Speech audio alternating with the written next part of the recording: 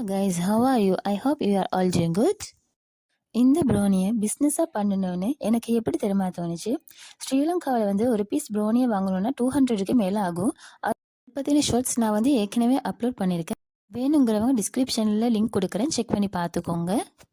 அப்போ தான் எனக்கே தோணுச்சு, எல்லாருமே வாங்கக்கூடிய மாதிரி அஃபோர்டபுள் ப்ரைஸ்லேயே இந்த ப்ரௌனியை நாம் சேல்ஸ் பண்ணலாம்னு. இப்போ நம்மக்கிட்ட ப்ரௌனி 50 ருபீஸ், 100 ருபீஸ், 150 ருபீஸ் நம்மக்கிட்ட ப்ரௌனி அவைலபிளாக இருக்குது.